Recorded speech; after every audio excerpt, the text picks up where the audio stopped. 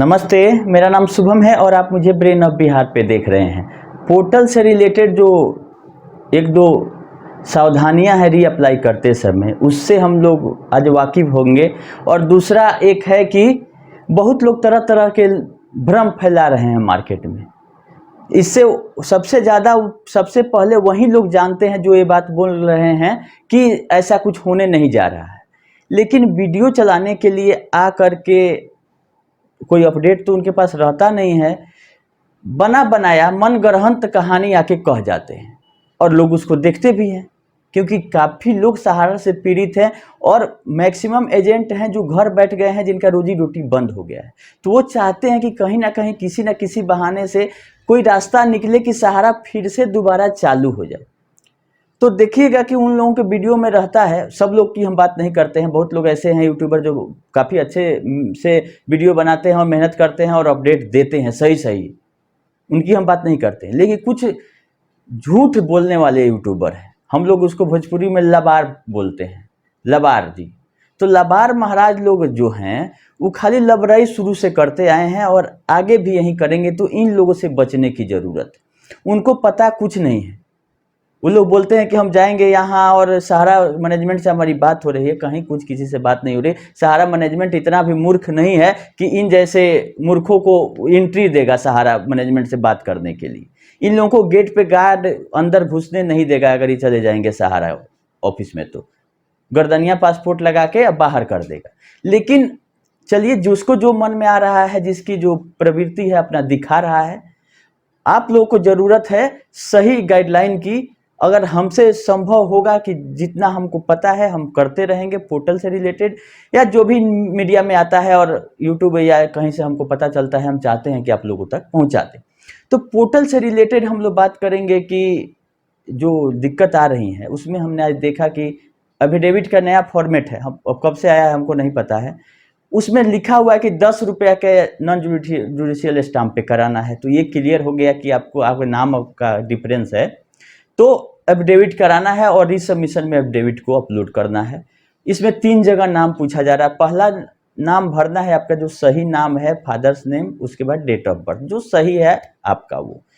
2 number पे बोला जाता है कि जो आधार में है वो नाम डाल दीजिए। और उसके बाद पूछा जाता है कि किस सोसाइटी में कितना बॉन्ड आपका है।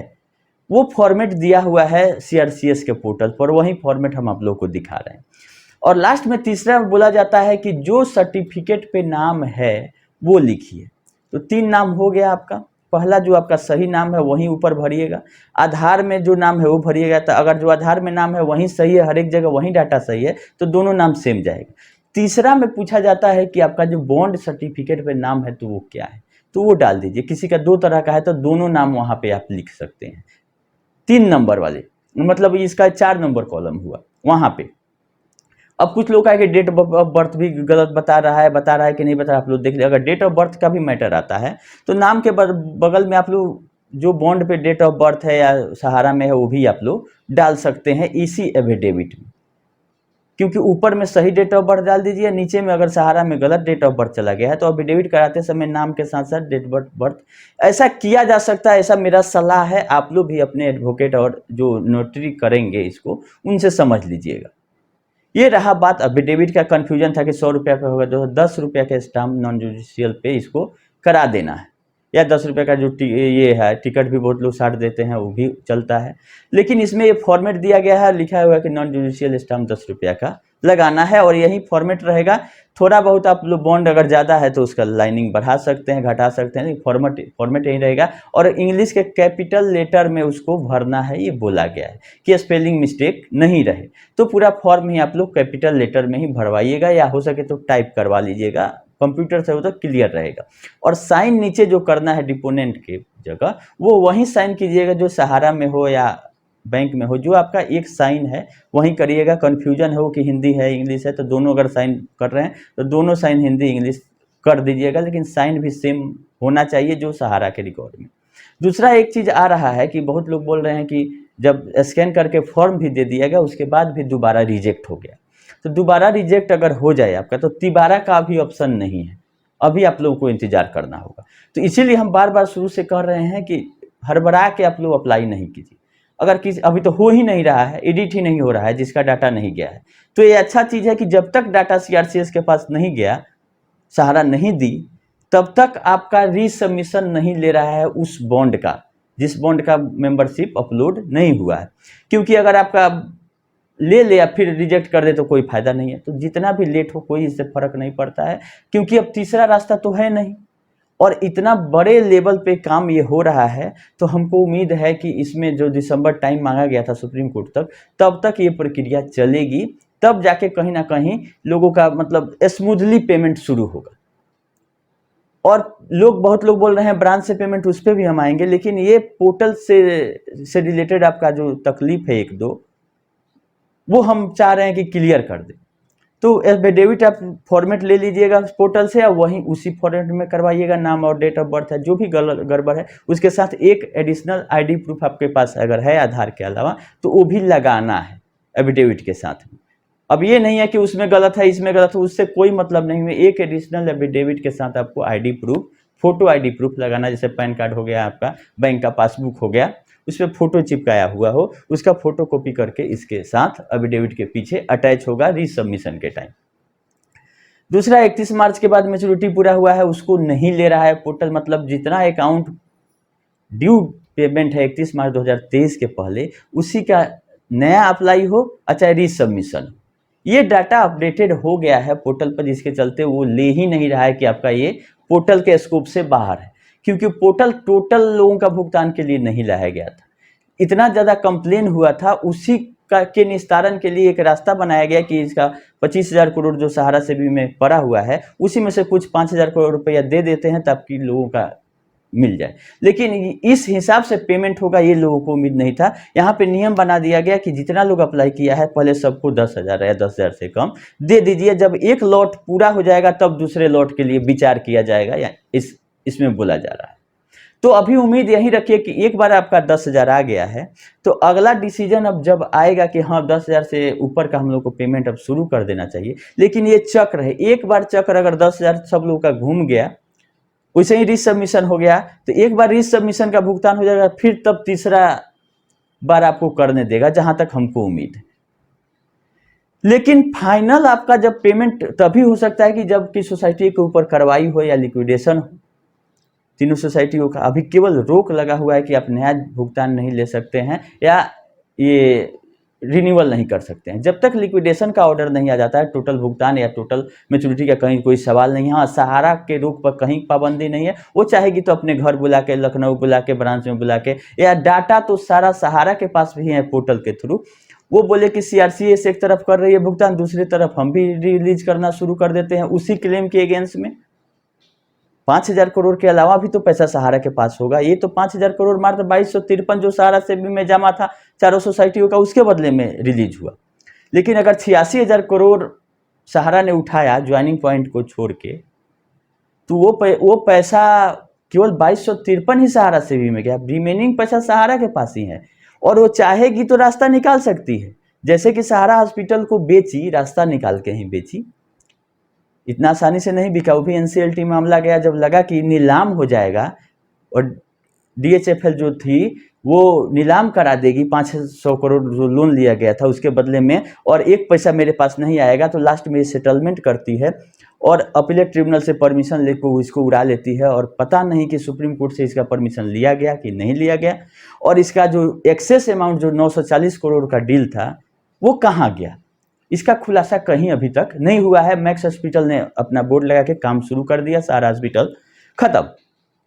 वो अपने पोर्टल पे भी डाल दिया है कि लखनऊ में मैक्स हॉस्पिटल है। अभी हमने चेक किया और जो लोन था डीएचएफएल का वो भी 7 मार्च 2024 को क्लोज हो गया है, मतलब उसको 500 करोड़ प्लस जो ब्याज होगा उसका, उस सेटलमेंट करके वो लेके अपना निकल गई।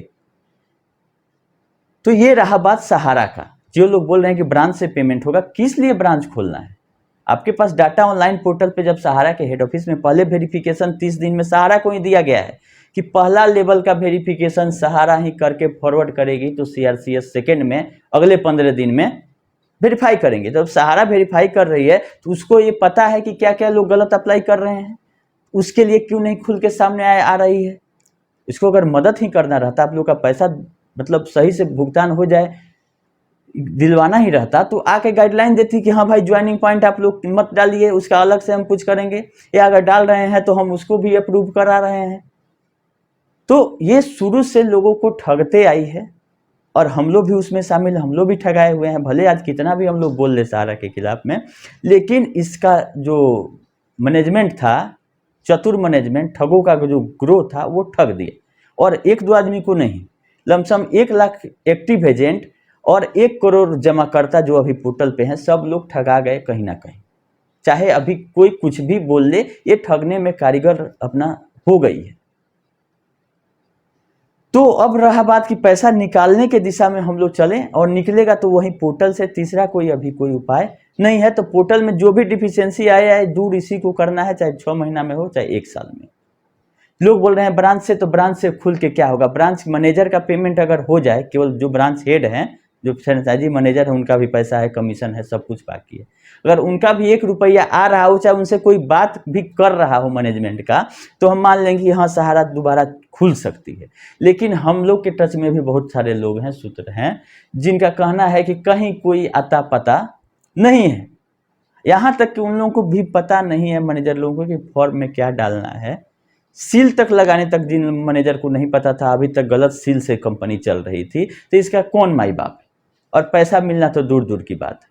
तो ये चीज हुआ कि सहारा बंद हो गई, तो आगे लोग नहीं ठगाएंगे।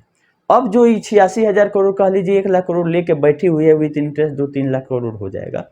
तो ये कितना % रिकवरी हो जाता है? क्योंकि अमित शाह भी घोषित कर चुके हैं कि ये गबन सहारा कर चुकी है। देश के गृह मंत्री जो हैं वो जब बोल दिए कि घोटाला हो चुका है, अब इस घोटाला में रिकवरी कितना % होता है देखने वाली बात है। क्योंकि जो पैसा पड़ा हुआ है उसके भुगतान के लिए ये सहयोग करती तो जल्द से जल्द फॉर्म मिलता, डाटा मिलता, और लोगों को ये 5,000 करोड़ रिलीज हो गया था। तो अब सहयोग नहीं कर रही है, तो इसके अगेंस्ट में कार्रवाई क्यों नहीं सीआरसीएस कर रही है? अब लेकिन रहा बात की कार्रवाई भी करने से कुछ हासिल नहीं होने वाला है, क्योंकि जो कंपनी अपने इसको कुछ करना ही नहीं है फ्यूचर में, तो किससे डरेगी? इसको किसी डिपार्टमेंट का डर नहीं, केवल इसके पास लीगल टीम चाहिए, जहां केस में अपीयर होकर डेट पे डेट लेता रहे, जितना दिन खींच सकते हैं। तो डेट पे डेट खींचने का ही इसको महारत हासिल है, और कुछ नहीं। तो ज़्यादा इससे उम्मीद करने की जरूरत नहीं है। कुछ लबार महाराज लोग आके सीमांतो राय आएंगे, बेटा आएंगे, अरे जो आग देने बाप को नहीं आया वो आपको पैसा वापस देने आ रहा है। अगर वो आ भी जाता है तो आप लोग क्या कर लीजिए, किस कंपनी में डायरेक्टर है वो लोग, और क्यों नहीं आएगा? अगर आएगा तो रोकेगा कौन? हाँ, पब्लिक प्लेस में नहीं आएगा, जहां लोगों का पैसा बाकी है पब्लिक प्लेस में नहीं आएगा, क्योंकि लोग लत्तम जुत्तम कर देगा और इनको बिना पासपोर्ट का, बिना वीजा का, बिना फ्लाइट का भेज देगा जहां से आए हैं वहां पे। तो ये लोग पब्लिक में नहीं आएगा, आ रहा होगा, जा रहा होगा, किसको इन्फॉर्मेशन है, कहाँ है, नहीं है, कैसे हम बोल दे कि वो यहाँ है? तो इसका मैनेजमेंट सुब्रत राय सहारा के मरने के बाद में एक ना प्रेस कॉन्फ्रेंस ना कुछ, कहीं कोई आया नहीं सामने पिटाने के डर से। तो ब्रांच खोल के भुगतान करना ये सब तो दूर दूर की बात है। हम नहीं चाहते हैं कि जो स्टाफ काम करते हैं, चाहे ब्रांच मैनेजर हैं, सब लोग फंसे हुए हैं, लोग ब्रांच खोल के उनको गाली बात दे, और कुछ हो नहीं होगा। ब्रांच खुलेगा तो वहीं, जो ब्रांच क्यों बंद है? लोगों के प्रेशर से बंद है, पिटाने के डर से बंद है, कि 100 आदमी में 90 आदमी को अब समझा ले, 10 आदमी आएगा तो वो कर देगा इनका भरपेट। तो हम नहीं चाहते हैं कि कोई भी आदमी जानबूझ के नहीं फंसा है, फंसाया गया है। अब उस सबको अफसोस है काम करने का सहारा में या पैसा जमा कराने का, लेकिन जितना इसमें से निकल जाए इसी पर ध्यान देने की जरूरत है। कहीं कुछ होने नहीं जा रहा है, क्योंकि आज 10 साल से ये शिफ्टिंग ही की है। रियल एस्टेट और हाउसिंग का जिस दिन क्यूसॉप में शिफ्टिंग की, उसी दिन हम लोगों को समझ जाना चाहिए था कि क्यूसॉप के बॉन्ड पर क्या लिख के दे रही थी। तो उस समय तो हम लोगों ने पढ़ा नहीं, हम लोग सुब्रत सहारा के तो देख रहे थे कि ये बोलेगा वो ठीक ही बोलेगा, लेकिन लोगों को क्या पता था कि नटवर लाल है। तो वो क्यूसॉप दिया, क्यूसॉप में भी फंसा, तो क्यूसॉप से इसमें सोसाइटी में ले गया, सोसाइटी में भी नहीं, तब हाथ खड़ा कर दिया है कि अब आप लोग अपना समझिए। और सरकार एक व्यवस्था बनाई है प्रेशर के चलते, क्योंकि काफ़ी ज़्यादा लोग हैं। फ्रॉड तो 500 कंपनी करती है, कोई 500 करोड़, कोई 1000 करोड़, 2000, लेकिन ये 1 लाख करोड़ वाली फ्रॉड का कंपनी था, जिसके चलते सरकार को आना पड़ा, पोर्टल आना। और कोई महारत नहीं है, लोग इस ज्ञानदान वाले भी आज संडे है आके अपना करेंगे कि जिसके लिए पोर्टल सरकार लाए। अरे आप लोग का ये फेल्योर है सहारा का। पोर्टल आना कोई सहारा के लिए बहादुरी का काम नहीं है कि पोर्टल ला के हम भुगतान कर रही हैं सरकार। ये फेल्योर है और इतना बड़ा गबन हो गया सरकार के रहते हुए, और मोदी सरकार के खासकर जो कि बोलते हैं कि मोदी की गारंटी है, तो कहीं ना कहीं से एक रास्ता निकाल के 5,000 करोड़ लाके कुछ ना कुछ मतलब देने का शुरुआत किया गया है। 10-20 हज़ार लोग रहते तो कहीं कोई पूछता नहीं है कि कितना कंपनी पैसा आया लेके भाग जाता है, लेकिन इसमें लोगों की संख्या ज़्यादा है, अमाउंट ज़्यादा इन्वॉल्व है, जिसके चलते सरकार को भी ध्यान देना पड़ रहा है। लेकिन अब सब काम छोड़ के आप लोग सोच रहे हैं कि हम सहारा में पैसा जमा किए तो आज़ादी का लड़ाई लड़े हैं, तो ऐसा नहीं होगा। हम लोग अपने डिसीजन लिए हैं सरकार सहारा में जमा करने के लिए। जब सुप्रीम कोर्ट ने आदेश दिया कि सरकार सहारा ने गलत किया और इसको रिफंड करने का बारी, तो हम लोग सहयोग करके बॉन्ड अपना कन्वर्ट करा लिए सहारा को कि नहीं तुम ठीक हो, सुप्रीम कोर्ट गलत कर रहा है। आज हम लोग सुप्रीम कोर्ट पे ही उंगली उठाते हैं कि सुप्रीम कोर्ट सुनवाई नहीं कर रहा है, तो सुप्रीम कोर्ट ने आदेश दिया कि पैसा आप ले लीजिए, तो हम लोगों ने क्या किया कि नहीं पैसा नहीं चाहिए, हम लोग को सुब्रत राय सहारा के बेटा को मदद करना है, हम लोग बॉन्ड अपना बदलवा लेते हैं, क्योंकि दोनों तरफ से उसमें फायदा था। एक तो 15% इंटरेस्ट के साथ कन्वर्जन हो रहा था और दूसरा कमीशन भी बन रहा था। जो फैक्ट है वो बोलना पड़ेगा, चाहे आपको अच्छा लगेगा। कमीशन तो इसमें दोनों आदमी का फायदा था। हम लोग यही समझाते थे जमाकर्ता को कि आपका पैसा 15% इंटरेस्ट के साथ यहाँ आ गया और हमको भी 2 रुपया कमीशन मिल गया। 3 साल पहले जमा कराए थे जब रियल एस्टेट हाउसिंग में, तभी कमीशन मिला था और अभी भी मिल गया। तो इससे ज़्यादा दोनों हाथ में लड्डू था। ये नहीं पता था कि कमीशन ही रह जाएगा, मूलधन गायब हो जाएगा। तो कमीशन तो रह गया लेकिन मूलधन गायब है, और उस मूलधन को निकालने के लिए दर दर लोग भटक रहे हैं। खाली सरकार को दोष देने से नहीं होगा, चाहे कोई भी सरकार हो। हाँ, उम्मीद रखिए कि अमित शाह के नॉलेज में है, तो हम यही मानते हैं कि जो पोर्टल है इसमें सुधार की जरूरत है। भुगतान इसी माध्यम से कर दिया जाए। सहारा को भी करना है तो सारा डाटा अवेलेबल है। वो जो उससे रिक्वेस्ट कर रही है कि हमारा जमाकर्ता सही है, तो पोर्टल डिक्लेयर कर दिया कि हम 10,000 ही एक आदमी को देंगे। आप रिमेनिंग अमाउंट पेमेंट शुरू कर दीजिए ऑनलाइन, सेम उसी प्रक्रिया में कि 10,000 छोड़ के बाकी अमाउंट हम सहारा अपने फंड से हम दे रहे हैं। तो ये बोलेगी कि हमारे ऊपर एम्बार्गो है, मेरे पास पैसा नहीं है। तो एम्बार्गो है तो सारा हॉस्पिटल कैसे बिक गया? उस रास्ते से क्या एमबी वैली आप बेच के नहीं ला सकते हैं? तो आपको तो डेट काटना है, लेकिन वो भी अब ज़्यादा दिन नहीं बचा है। सितंबर तक केस फाइनल होगा और हो सकता है कि लिक्विडेशन का भी प्रक्रिया सोसाइटियों का शुरू हो और ज़्यादा अमाउंट आए। तब तक ये सब अगर आपका प्रोसेस कंप्लीट रहेगा ऑनलाइन वाला, चाहे 2 बार 4 बार जितना बार सबमिशन हो, करना तो ये पड़ेगा। और पेपर आप लोग दुरुस्त कर लीजिए और हड़बड़ा के रीअप्लाई नहीं कीजिए। इसमें इंतजार कीजिए जब तक सहारा डाटा नहीं देती है, तब तक ये सबमिशन लेगा ही नहीं। अगर जिसका ले रहा है 1-2 बॉन्ड वो लोग कर दें, क्योंकि 10,000 तो कम से कम खाता में आ जाए। क्योंकि पोर्टल जब तक सबको 10,000 नहीं दे देगा, अगला किसी को 1 रुपया देने नहीं जा रहा है, जो इसका तरीका है। क्योंकि दिसंबर तक का टाइम पोर्टल वाले ले चुके हैं सुप्रीम कोर्ट में कि हमको दिसंबर तक लगेगा। तो संडे था तो सोचे हम आप लोगों को कुछ अपडेट भी कर देते हैं, और जो भ्रम भ्रांतियां लोग फैला रहे हैं उन लोगों से दूर रहने की जरूरत है। हालांकि हम उनको मना नहीं करेंगे वो वीडियो बनाए, लोगों को इंटरटेनमेंट होता है, लेकिन सहारा जमाकर्ता और एजेंट का ये इंटरटेनमेंट के लिए हम लोग का वीडियो नहीं देखता है। ये भी ध्यान में रखना चाहिए कि ये बहुत ही सेंसिटिव मामला है। लोग फंसे हुए हैं, लोग रास्ता खोज रहे हैं कि कोई हम वीडियो में ऐसा चीज़ बताएं जिससे पैसा मिल जाए। अब कोई लोग ऐसे हैं जो कि वीडियो चलाने के लिए कभी बैंकिंग का लाइसेंस कब मिल रहा है, कभी कुछ हो रहा है, कभी 50 लाख करोड़ लोन मिलेगा तो सुब्रत राय का बेटा कमान संभालेंगे, और जबकि पता इनको कुछ नहीं है। ऐसा नहीं बोले। हाँ, इंटरटेनमेंट के लिए ठीक है, अगर इंटरटेनमेंट के लिए आप लोग को पसंद आता है तो ज़रूर देखें, उन लोगों का भी सपोर्ट करें, लेकिन हमसे जो बनेगा हम गलत नहीं करें। हम गलत नहीं, आप तो इन्फॉर्मेशन दिए हैं आज तक, ना देंगे। जो जानकारी रहेगा कोशिश करेंगे कि आप लोगों का सुविधा उससे हो, वो चीज़ हम आपको बताते रहेंगे। अभी के लिए इतना ही, धन्यवाद।